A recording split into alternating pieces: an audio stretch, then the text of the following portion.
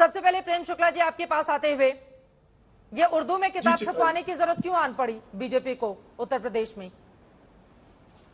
देखिए, भारतीय जनता पार्टी के आदरणीय नरेंद्र मोदी जी सबका साथ, सबका विकास, सबका विश्वास, सबका प्रयास के मूल मंत्र को शासन का मूल मंत्र मानते हैं। अब क्या उर्दू भारत की भाषा नहीं है? उर्दू क्या भारत में उर्दू भाषी जो है क्या भारत में अस्पृश्य है? ये जो सोच है समाजवादी पार्टी की, यही बताती है कि वो वोट बैंक की राजनीति के आगे बढ़कर सोच ही नहीं सकते हैं। अगर मन की बात सारी भाषाओं में जाती है, मन की बात जो है मराठी में जाती है, गुजराती में जाती है, मलयालम में जाती है, तमिल में जाती है, ऐसे में अगर उर्दू में चली गई तो इनको पीड़ा क्यों हो गई? तमिल में जाने पे तो पीड़ा नहीं हुई, मलयालम में जाने पे तो पीड़ा नहीं हुई, गुजराती में जाने पे तो पीड़ा नहीं हुई, मराठी में जाने पे देख लें, लोकसभा उठाकर देख लें, बीजेपी का मंत्रालय उठाकर देख लें, मुसलमानों को टिकट तो आप लोग देते नहीं है। फिर आप कहेंगे कि मुसलमानों मन की बात से उनको रिझा लेते हैं, 2024 की सियासत को चमका लेते हैं। चित्रा जी, सिर्फ टिकट देना ही सबका विकास है, यह मानदंड चित्रा जी का हो सकता है, लेकिन लोगों का विकास, अगर लोगों को एलपीजी गैस कनेक्शन दिए गए तो क्या सांप्रदायिक भेदभाव किया गया? प्रधानमंत्री आवास योजना में मकान दिए गए तो मुसलमानों को मकान नहीं दिए जाए, ऐसी योजना बनी गया क्या? जनधन खाते खुले तो क्या मुसलमानों के जनधन खाते नहीं खोले गए क्या?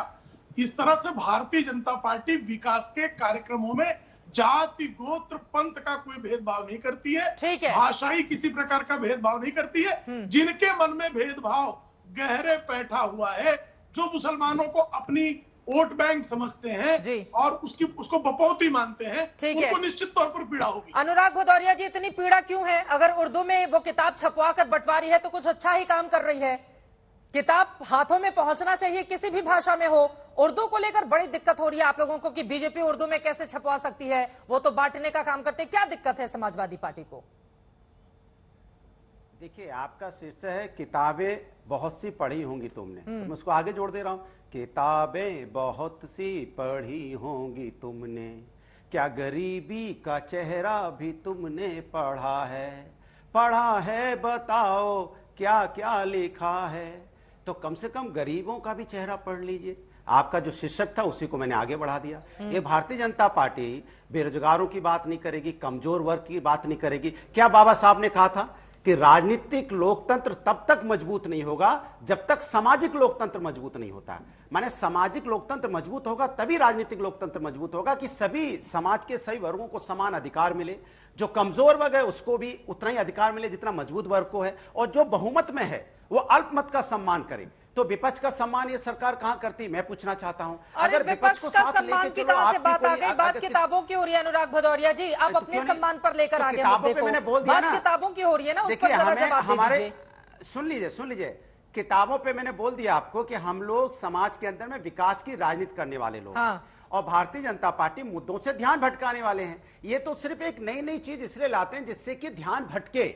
ये राजनीति के लिए सब चीजें करते हैं। हम कहते हैं विकास की राजनीति क्यों नहीं करते? अगर किताबें हाथ में जाएंगी कैसे ध्यान भटक जाएगा? क्यों नहीं? क्योंकि अरे आप दीजिए ना, किसने आपको रोका किताबें मत दीजिए? हमने कहा किताबें मत दीजिए, किताबें दीजिए आपको। और हमने तो ये भी बोला था कि मदरसों को आप कंप्यूटराइज कीजिए, मदरसों को इतना हाईटेक बनाइए। तो कहां बनाते हैं? रोज उसमें नई बात लेके आते हैं। हमने तो बोला था कि इस देश के अंदर में सभी का सम्मान होना चाहिए। कब हमने नहीं बोला सम्मान नहीं होना चाहिए? सभी वर्गों का सम्मान इस देश के अंदर, सभी धर्मों का सम्मान होना चाहिए। ठीक है। जब हमने बोला था कि आप एक जिले में, सुनिए, एक जिले में 1 लाख रुपए देने की बात कर रहे थे, तो हमने कहा 10 करोड़ दीजिए, धूमधाम से हर चीजें होंगी, सभी समाज का सम्मान, सभी धर्मों का भी सम्मान होगा। ठीक है, मैं जवाब ले लेती हूं। सवाल ये नहीं है। ठीक है, मैं जवाब ले लेती हूं। भारतीय जनता पार्टी सुने, भारतीय जनता पार्टी कोई ऐसी किताब बनवाए और ऐसी चीज समाज के अंदर लाए जिससे कम से कम गरीबों के मन में क्या चल रहा है, वो परेशान है, उनकी परेशानी कैसे दूर होगी। आपने देखा आपने देखा इतनी अखिलेश यादव की ओर से ये भी कहा गया है कि कौन सा मुंह लेकर जाएगी बीजेपी मुसलमानों के बीच में, मुसलमानों के खिलाफ, जिसने उत्तर प्रदेश में अभियान चलाकर रखा हुआ है। प्रेम शुक्ला जी, देखिए, हमारा जो शानदार विकास वाला मुंह वही लेकर जाएगी, और गरीबों को प्रधानमंत्री आवास जो है वो भ्रष्टाचारी अखिलेश सिंह यादव को नहीं मिला है, वो मिला है गरीबों को। उसमें मुसलमान भी है, हिंदू भी है, उसमें अनुसूचित जाति के लोग भी हैं, जनजाति के लोग भी हैं, हर वर्ग के, हर पंथ के गरीब है। अगर एलपीजी गैस कनेक्शन मिला तो हर गरीब को मिला है। गरीबों का ही हमने विकास किया। सड़कें बन रही तो हर गरीब के लिए बन रही है, बिजली पहुंची तो हर गरीब के घर में पहुंची है। तो हम गरीबों का विकास करते हैं। ये तो ऐसा था कि मुजफ्फरनगर में दंगे हो गए तो ये तो जो है मुआवजा भी धर्म देखकर बांट रहे थे। ये सुप्रीम कोर्ट ने इनके लिए इनको फटकारा है। और जब जो है इनका शासन था तो सारे थानों में एक जाति विशेष के ही थानेदार नियुक्त होते थे। सारी जगह पे एसडीएम एक जाति विशेष के ही नियुक्त होते थे। सिर्फ जो है मेधा सिर्फ एक जाति में ही सीमित रह गई थी, उसमें भी रिश्वत लेकर। ऐसा नहीं था कि जो है मुफ्त में दे रहे थे। और उसको किस तरह से हाईकोर्ट ने उन नियुक्तियों को खारिज किया, ये उत्तर प्रदेश भली भांति जानता है। तो अखिलेश यादव का भ्रष्ट जो शासनकाल था उसको लोग भली भांति जानते हैं। और उस भ्रष्ट शासनकाल से निजात पाने के लिए ही आदरणीय मोदी जी के आह्वान पर भारतीय जनता पार्टी को जनादेश प्राप्त हुआ। और उसके बाद उत्तर प्रदेश में अगर जीडीपी डबल हुई है तो उसका लाभ हर पंथ जाति गोत्र को हुआ है। अगर वहां पर कैपिटा इनकम दोगुना हुआ है 5 वर्षों में तो हर पंथ जाति गोत्र के लोगों को उसका लाभ हुआ है। ठीक है तो सर। भारतीय जनता पार्टी कभी भेदभाव नहीं करती है। हाँ, भारतीय जनता पार्टी भेदभाव नहीं करती है। लेकिन अगर आंकड़े उठाकर देख लेंगे हम वोट प्रतिशत के, तो मुसलमानों के वोट बड़ी तादाद में बीजेपी को नहीं मिलते हैं। क्या इसी वजह से ये कोशिशें की जा रही हैं बीजेपी की ओर से? इसका जवाब आप दीजिएगा जल्दी से अनुराग जी, उसके बाद सतीश जी मैं आपके पास सुनूं। जल्दी से अनुराग भदौरिया जी। देखिए इन्होंने कहा गरीबों का विकास करते हैं, बिल्कुल सही है। कानपुर के अंदर में माँ बेटी जल गई, गरीब थी ना इसलिए। अब उसके ऊपर आप चले गए थे वहां पे उसको घर तोड़ने के लिए। क्या वो अगर संपन्न होती तो क्या होता? आपने गरीब माँ बेटी जल गई। सोचो आप उसके पति की उसके बेटी के साथ क्या, उसके बाप के साथ क्या गुजरा होगा, एक पति के साथ क्या गुजरा होगा, कभी आपने सोचा? वो भी गरीब थे।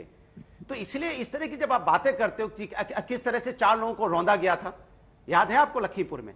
तो मैं आपसे पूछना चाहता हूं, जब आप इस तरह की बातें करते हैं तो मुझे ऐसा लगता है कि आप थोड़ा सा अध्ययन करके नहीं आते हैं। मेरा सवाल सीधा सा है कि अगर आपने कहा था कि यहां किसानों की इनकम दोगुनी होगी तो क्या हो गई? नहीं जवाब देंगे आप। दोगुनी हो गई क्या आपने सिलेंडर जो गैस सिलेंडर महंगा किया था अब 1000 रुपए के ऊपर है, क्या गरीब महिला खरीद लेगी? मैं आपसे पूछना चाहता हूं, खरीद लेगी?